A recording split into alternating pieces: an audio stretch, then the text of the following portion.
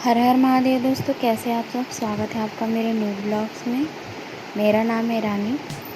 तो अभी मैं जस्ट उठ चुकी हूँ। आपको देख के लगता होगा कि 7 या 8 बजेंगे, पर नहीं, ये सुबह के 5:30 बजे। वैसे तो मैं 5 बजे ही जागी थी, पर सोच रही थी उठूँ या ना उठूँ।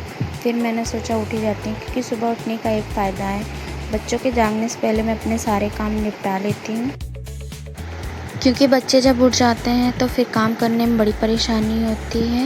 एक हाथ से बच्चों को संभालो कि काम करो, काम तो छोड़िए, नहाना भी दुश्वार हो जाता है। इसलिए अच्छा यही है कि मैं बच्चों को उठने से पहले अपने सारे काम निपटा लूँ। बर्तन मैंने पहले ही मांज लिए थे। वैसे मैं बर्तन रात को ही मांज लेती हूँ, लेकिन कल रात को लाइट आ जा रही थी। एक बार गई तो सीधा 12 बजे आई, तब मुझे नींद भी लगी और मैं सो गई।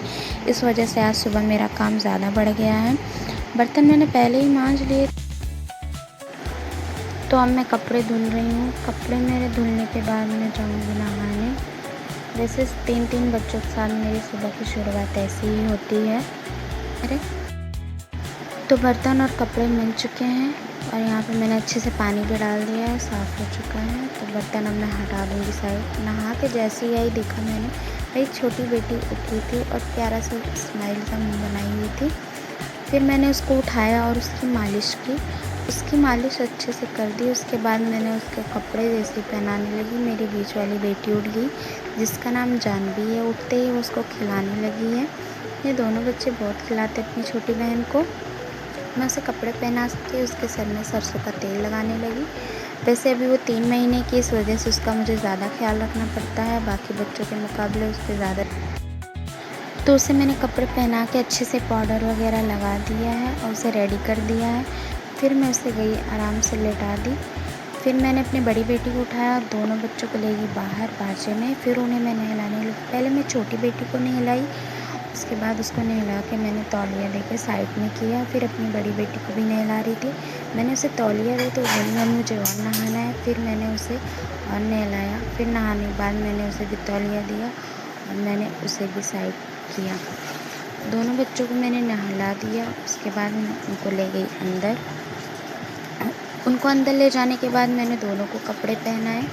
दोनों को मैंने बारी बारी कपड़े पहना दिए। अब थे उनके बाल और बांधने। मैंने उनको बैठाया। पहले छोटी बेटी को मैंने बैठाया, जिसका नाम जानवी है। जानवी का बाल मैंने बांधा 2 चोटी। वैसे वो 2 ही चोटी बाल बांधती है। मेरी बड़ी बेटी के बाल अभी छोटे लग रहे हैं आपको, लेकिन उसके बाल बहुत बड़े बड़े थे। गर्मी की वजह से मैंने उसके बाल कटवा दिए हैं। मैंने क्या, उसकी नानी ने उसके बाल कटवा दिए हैं। फिर भी सही डिज़ाइन से नहीं कटा है। गुस्सा तो बहुत आ रही थी, पर क्या करूँ, मेरे बच्चे का बाल उन्होंने ख़राब कर दिया। फिर मैंने 2 चोटी बांधी, उसके दोनों की 2-2 चोटी बांधी। फिर मेरी बेटी खड़ी थी, जानवी कह रही मम्मी मेरे नाखून काट दो। मैंने उसके नाखून काटे। उसके नाखून बड़े बड़े थे। हालांकि परी के नाखून इतने बड़े नहीं थे, पर उसने कहा मम्मी मेरे भी करो। उसने ज़िद किया तो मैंने उसके भी नाखून काटे। मैंने उसके भी नाखून काटने की शुरू कर दी। छोटे छोटे थे, फिर भी बारीक से मैंने काट।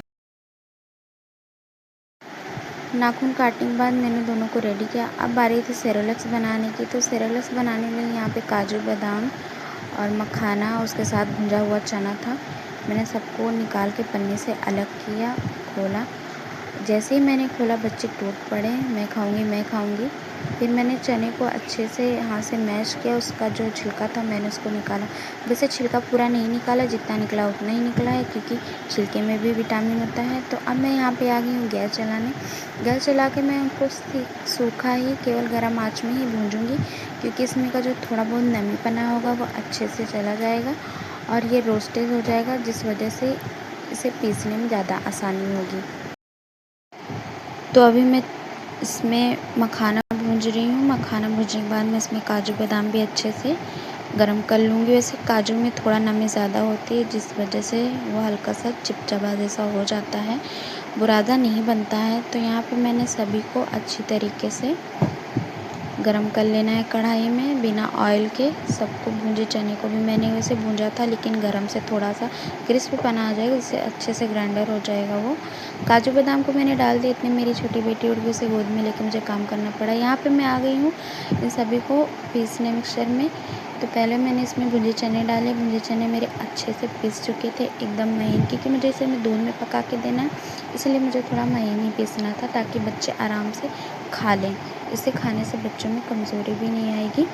तो यहाँ पे देख लीजिए अच्छे से भून रहा था। अब मैं इसमें काजू बादाम डाल के अब इसको अच्छे से चला लूँगी और इसे भी महीन पीस लूँगी। दरदरा नहीं पीसना है, महीन ही पीसना है, क्योंकि दूध में पकने के बाद ये बहुत अच्छा लगता है। तो ये भी पीस चुका है। अब इसमें मैंने पीस लिया और यहाँ पे मैं आ गई सबको